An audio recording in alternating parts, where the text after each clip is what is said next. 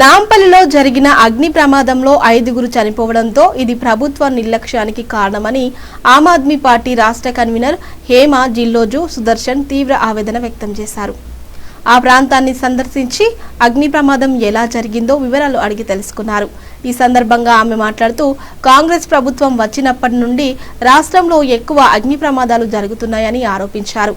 ఇక్కడ ఉండే ప్రతి భవనానికి సెల్లార్ అనుమతులను ప్రభుత్వం ఎలా ఇస్తుందని నిలదీశారు. ఇలాంటి అనుమతులు ఇవ్వడం ద్వారా అగ్ని ప్రమాదాలు జరుగుతున్నాయని స్పష్టం చేశారు.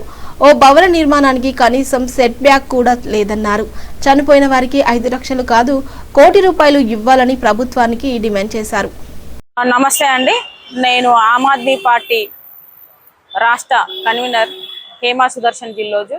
మనం 2 రోజుల కిందట మనకి ఇక్కడ నాంపల్లిలో వచ్చేసి ఫర్నిచర్ షాపు దీన్ని ఫైర్ యాక్సిడెంట్ అయిందని చెప్పేసి న్యూస్లలో విన్నాము.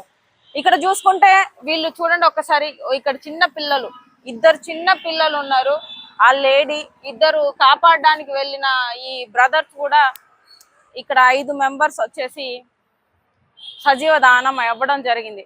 సో ఈ మంటలు ఈ విధంగా ఇంత పెద్ద ఫ్లోర్, ఒక 4 ఫ్లోర్లు సంబంధించి ఇంత పెద్దగా ఉంది. కనీసం దీనికి రూల్స్ రెగ్యులేషన్స్, అసలు దీనికి సెట్ బ్యాక్స్ తీశారా, లేకపోతే వచ్చేసి పర్మిషన్స్ ఉన్నాయా, ఎలా పర్మిషన్స్ ఇచ్చారు? ఈ గవర్నమెంట్ ఇంత ఇంత ఏంటిది ఒక బాధ్యత లేకుండా ఎట్లా వహిస్తున్నారు అనేది అర్థం కావట్లేదు. ఇంత పెద్ద ఫర్నిచర్ షాప్ ఉన్నప్పుడు దానికి సంబంధించిన ఫైర్ కి సంబంధించినవి ఉన్నాయా లేవా, లేకపోతే వచ్చేసి ఎన్ని గజాలు ఉన్నది మనకనేది కొన్ని రూల్స్ ఉంటాయి.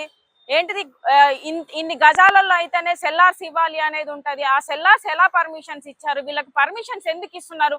ఇదంతా గవర్నమెంట్ తప్పు కదా. ఈ గవర్నమెంట్ వచ్చిన దగ్గర నుంచి ఎక్కడ చూసినా వచ్చేసి ఫైర్ యాక్సిడెంట్సే అవుతున్నాయి. ఏం చేస్తున్నారు? అంతకుముందు ప్రభుత్వాలు ఇచ్చాయా, లేకపోతే ఈ ప్రభుత్వం ఇచ్చిందా? ఏం జరుగుతుంది? ఇప్పటికైనా ఈ ఏరియాలో చూసుకుంటే నాంపల్లి ఏరియాలలో అంత ఫర్నిచర్ షాప్లే ఉంటాయి. ఇప్పటికైనా వచ్చేసి ఈ రాష్ట్ర ప్రభుత్వం కలగజేసుకొని దీనికి సంబంధించిన ఎంతవరకు నామ్స్ అన్ని కరెక్ట్ గా ఉన్నాయా, రూల్స్ రెగ్యులేషన్ పాటిస్తున్నారా, వీళ్ళకి వచ్చేసి పర్మిషన్స్ ఉన్నాయా, వీళ్ళు అన్ని రకాలుగా దానికి సంబంధించిన అన్ని రూల్స్ పాటిస్తున్నారా లేదా అనేది పర్మిషన్స్ ఇచ్చేటప్పుడు కానీ పర్మిషన్స్ తీసుకునేటప్పుడు కూడా ఆ రూల్స్ పాటించాలి. మీరు పర్మిషన్స్ ఇవ్వకపోతే వాళ్ళు ఎలా పెట్టుకుంటారు ఇక్కడ షాప్స్? ఈ విధంగా పెట్టుకొని ఇంత చిన్న పిల్లలు, అదే విధంగా సెల్లార్లు అసలుకి ఇంత నైట్ టైంలో వీళ్ళు ఏం చేస్తున్నారు? ఇంత చిన్న పిల్లలు ఏం చేస్తున్నారు? అసలుకి నైట్ టైంలో వచ్చేసి కమర్షియల్ దాంట్లో వచ్చేసి మనకి పర్మిషన్స్ ఇవ్వచ్చా? ఆ లేడీ అక్కడ ఎందుకు ఉన్నది? అంత చిన్న పిల్లలు అక్కడ కనీసం 10 సంవత్సరాలు నిండని పిల్లలు ఎందుకు ఇక్కడ ఉన్నారు? ఈ కమర్షియల్ ఏరియాలలో వీళ్ళు ఎందుకు? ఇది నివాసం ఉండే ప్లేస్ అయితే కాదు, కమర్షియలే ఉంది మొత్తము. ఏ విధంగా వచ్చేసి దీనికి పర్మిషన్స్ ఇచ్చారు? దీని అంతా ఓన్లీ ఈ రాష్ట్ర ప్రభుత్వము, ఈ రేవంత్ రెడ్డి గారి పాలన తప్ప ఈ దేనికి ఏమి చూసుకోకుండా ప్రజల గురించి ఏమి ఆయనకు ఒక ప్రజల గురించి ఆలోచన లేదు, చిత్తశుద్ధి లేదు అని చెప్పేసి దీనికి కారణం మొత్తం ఈ ప్రభుత్వమే అని చెప్పేసి చెప్పుకోవచ్చు. ఇప్పుడు మనము ఈ ఏరియా చూసుకుంటే ఒకసారి అది చూపించు, ఎంత లాగ్ గా ఉంది చూడండి. ఇంత టైట్ గా ఉన్న పొజిషన్ లో కనీసం వచ్చేసి ఫైర్ ఇంజన్ వచ్చే ఛాన్సెస్ ఉన్నదా ఇందులో?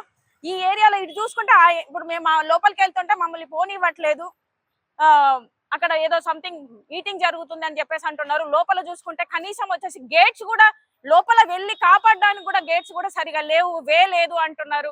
ఇక్కడ పలగొట్టేసి లోపల కింద సెల్లార్ పగలగొట్టి లోపలికి వెళ్ళేసి వాళ్ళని కాపాడే ప్రయత్నం చేశారు. ఆ 2 బ్రదర్స్ కూడా చనిపోయారని చెప్తున్నారు. ఒకసారి చూడండి ఎట్లా ఇంత దారుణమైన పరిస్థితి.